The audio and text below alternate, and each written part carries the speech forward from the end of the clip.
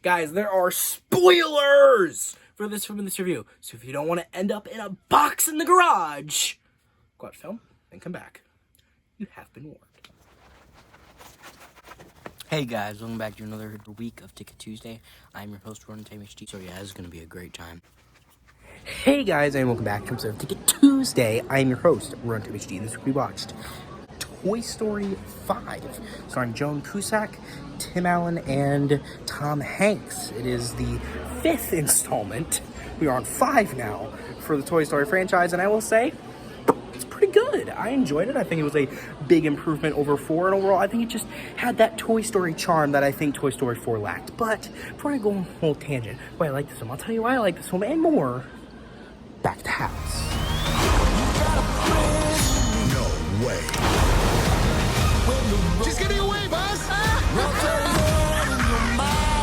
Our mission on this planet is to make a child happy. Bonnie still needs us. Come on, Bullseye! Buzz, you stay here. I'm going with them. You don't think I can do it? No! Nice poncho. It's good to see them fighting again. It sure is. Hey guys, and welcome back to another episode of Ticket Tuesday. I am your host, Ronan HD, and this week we watched Toy Story 5, the newest and 5th installment of the Toy Story franchise. Who thought we would have gotten here after 3? But regardless, this is a family, comedy, adventure film, directed and co-written by Pixar legend Andrew Stanton. It is starring Joan Cusack, Tim Allen, Tom Hanks, Greta Lee, and Scarlett Spears, also featuring an appearance from Conan O'Brien, which was quite a surprise. I was looking at the credits and I'm like, fucking Conan O'Brien, what? That's crazy. But regardless, I think overall that this is a big step up for the Toy Story franchise after 4. Now, was 4 in any way a bad movie? No, not to me at least. I just think it really didn't have that, Toy Story charm to it. I don't know. There was just something about it I wasn't a huge fan of.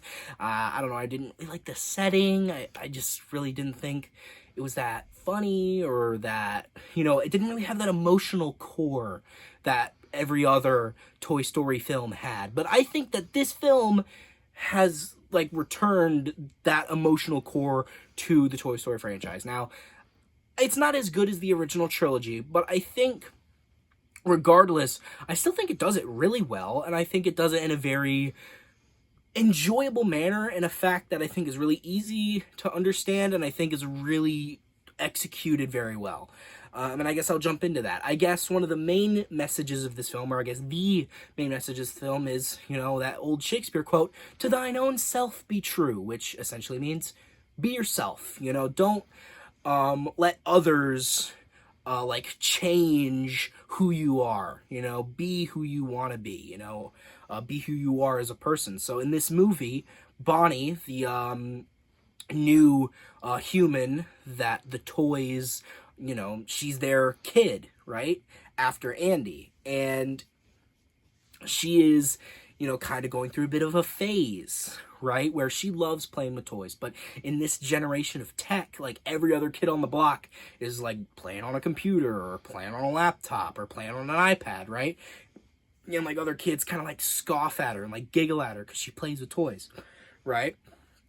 But she doesn't really seem to care at first until she gets a lily pad of her own, Greta Lee's character. And this kind of starts to change her a little bit because she doesn't make a lot of friends. She doesn't make any friends because, well, she has toys and doesn't have a cool tech, right? She doesn't fit in with everybody else. And she gets one, and then she makes friends on a group chat that start to, make fun of her because she has toys. They laugh at her and call her a baby. Oh, you're so-and-so age and you play with toys. Oh, you're such a baby, right? And this affects her, and she gets really upset, and she starts to distance herself from her toys that she loves, all because these little assholes are being dicks to her, simply because she's being herself, simply because she loves something, right? What? Get these assholes out of here, right? But she starts listening to them, right? But then at the end of the movie, she makes a real friend who she can relate to, who has similar interests to her, who is like silly and goofy like she is, who likes to play with toys like she does, and then they have fun and they play with toys, and they actually, the toys actually start to work with the technology, like Lily Pad and the old technology back at the girl Blaze's house. They're like her new actual good friend, and you know, that's the whole message with that, is that, you know, if you don't think, like, if you don't want to leave a friend group because they're not right for you, because you don't think you'll find other friends, you will, right? Because there's always somebody out there if you just put yourself out there, right? You'll always find your people if you seek them, right? And I think that that's a great message, especially for, like, kids watching this movie who might feel like they're weird or they're odd or they don't fit in with the cool kids at school. I think it's great to show them, hey, your people are out there, you know, just find them. I think that, and it puts it across in a very, like, easy to understand way, and I think it puts it across in a very good way, and I think that's great for kids to learn that, you know, your people are always out there and you can find them and you should find them, and then you'll feel better with people around you that actually like you and care about your interests, right? I think that's a good message, and I think that's awesome. But I've been kind of talking about Bonnie and the humans here, but let's switch over to the tech and the toy side. Obviously, the toys and the titular Toy Story, right? Titular toys. So they have a big rivalry with tech in this movie, with, you know, with Lily Pad, the villain, more so, somewhat antagonist turned hero at the end of the movie.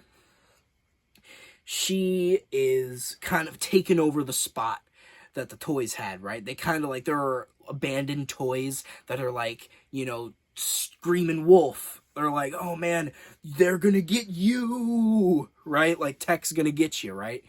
And then she gets there, and the toys are they are not having it, right? They're like, tech is ruining children. They're wanting to be old too fast, and it's rotting their brains, and they're kind of like being like old farts, essentially, right? They hate technology, but the technology is like, well, I'm just doing what's best for her, right?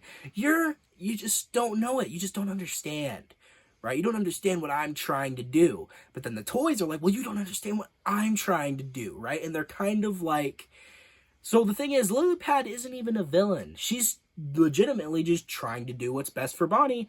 And when she thinks that she's failed Bonnie and ruined everything, she literally throws herself away and tries to give herself away to a donation center. And the toys rescue her, because they realize at the end of the movie, here's the thing with the message with the toys, is that sometimes the older generation should listen to the younger generation, and they shouldn't fear the future, right? Because maybe the younger generation, they've got, like, the times are changing, but instead of fighting the change, you can coincide, you can work with that change to make the times better, if that makes sense. And the thing with the tech is that maybe sometimes the younger generation should listen to the older generation, because, I mean, they've got a lot of experience. They probably know what they're talking about, right? So it's basically saying that don't fear the future and don't scoff at the past, right? Like, don't think they're just old farts who don't know what they're talking about. They're like, you know, just grr, yelling at a cloud, right? And, like, don't think they're just like little kids on a little unicycle, just being like, they're like, ooh, I know what I'm talking about, with a little lollipop in their hand and a fucking propeller hat, right? I'm just saying, I'm trying to think about stereotypes here. That's what I'm just trying to get across. All that I'm saying is, it's just like generations should cooperate with each other more, is essentially like the collective message with the toys and the tech. And I also think that's a good message, right? Because they should. I mean, the times would probably be better if the younger generation, the older generation weren't bickering all the time and they finally agreed on some shit, right? But agreeing on something is not really what we're good at. We've kind of spent our entire history arguing with each other, but that's neither here nor there. Either way, I just think that those messages, I think, are really good. I think they're executed really well. I think they are very potent. I think they are very, what's the word? I think they're just, I think they come across in, as I said earlier, an understandable way. And I think that it's easy for kids to understand. And I think it's overall just not just for kids though. I think this is also an enjoyable movie for older fans. Because I think one thing I also really enjoy about this movie is that there are references to the older movies in here. But one thing I like is that the references aren't like that overbearing. You know what I mean? Like, they're like subtle references that kind of, they reference an older moment from the movies, but they like make it their own joke, right? Like, I think that that's funny. Like, there's a scene where they recreate, like, Buzz and Woody's first meeting in the first movie, and then they do the Buzz looking alien, right? They do like that whole bit, but they don't do it the exact same way. Like, he says, Buzz, look what's over there, and he takes a star and puts it on his chest, because he's like, well, I'm the deputy here, I've got a star. So then he distracts Buzz and puts a star on his chest. He goes, well, I'm also a deputy, right? So, like, it was like the point in look, like, Buzz, look at that. It's a reference, but it's not the same joke. It's still like with a different punchline, which is a good way to do a reference, because it's not exactly the same. It makes its own thing. And then there's another reference to an older Toy Story movie, Toy Story 2, where there's like an army of like technologically upgraded Buzzes that have like internet connections and shit. And they have like little screens on their chest, and they can fly like drones, right? And they're all kind of like Toy Story 1 Buzz, where they think they're like actually Buzz Lightyear, and they're on a mission to get to Star Command, right? And they follow anything that's a star, right? Which is a pretty good running gag. But either way, they have a part where Buzz is like convincing them to not murder Woody, essentially, because they think he's an assassin to kill Jessie, because they think Jessie's the leader of Star Command because she has a star on her shirt, which is pretty funny. But then he goes, oh, and by the way, Zurg is your father. And they go, no! They do the whole bit from Toy Story 2, which maybe isn't as subtle as the first joke that I mentioned, but I still found it funny, okay? I like these movies, all right? And I think this movie just, overall, I think the movie just had a lot of charm. You know, I think it was just a really fun movie. I do think, obviously with this movie being 30 years later, I think like sometimes you can hear the age in their voices, but again, it's not distracting. I think it's just, this franchise has been going on for a long time. People aren't going to stay young forever. Obviously, people get older. And I think it's just, I think it also kind of makes sense too. The toys are getting older, right? So maybe with their voices getting a little older, it kind of also coincides with them acknowledging that the toys are older now. Like, I do like the running gag of Woody being bald because of him taking his hat on and off again. It's like scratched off the paint. So now it's just like plain white. And like sometimes when he takes his hat off, like light will shine off his bald spot onto other people. I think that's a funny little gag. And I think the movie just has a bunch of funnier, like, you know, visual gags and just gags in general like that. But with that being said, I just really, really enjoyed this movie, and I guess, well, it's not perfect, I guess. It's not as good as the first three movies. I think that's a high bar to reach, right? We're how deep into this franchise now? I mean, I feel like this is an improvement over 4. I think that if they keep going in this direction, I mean, I think Toy Story 6 is going to happen, right? Like, they're going to make another one, okay? And I think we're just going to have to accept that they're just going to keep pumping these out, right? But I mean, if they're as good as this one, if they're as fun and they're as charming and enjoyable as this one, I won't really mind. I mean, I think there was, like, the big controversy when Toy Story 4 got announced. It's like, oh, Toy Story 3 was the perfect ending of the franchise. And they're like, why are they doing this with Toy Story 4? And then when Toy Story 5 got announced, I'm like, oh, well, I saw that one coming, right? When Toy Story 6 gets announced, people are like, oh, here's another year, another Toy Story, right? We're just getting another one. So it's just part of the course at this point. Either way, I just think that it's fine at this point if they keep getting them out like this. And with that being said, I think I'm going to wrap things up here with recommendations and scorings and all that. So would I recommend this film? Yeah, I think I would. I mean, if you're a Toy Story fan, if you, I think you need to see Toy Story 4 to really, like, get some of the story beats with this one, because there are some I mean, obviously, you need to see the whole franchise to really get enjoyment out of this one. But obviously, most people have seen Toy Story. I feel like that's one of the most unanimously beloved franchises of all time.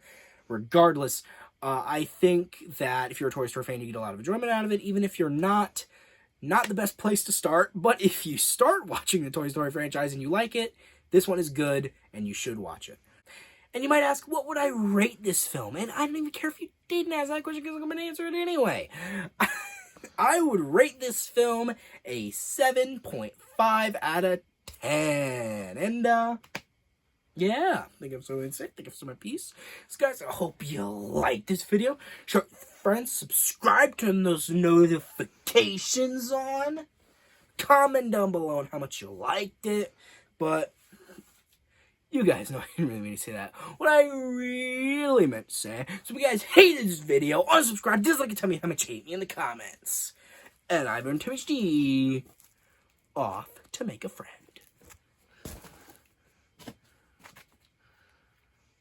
That was the lamest hat throw of all time. The hat was not my friend. How could it do this? It's a conspiracy. That's all I'm saying. You gotta look into it. It's a fucking conspiracy. I don't know what I'm saying.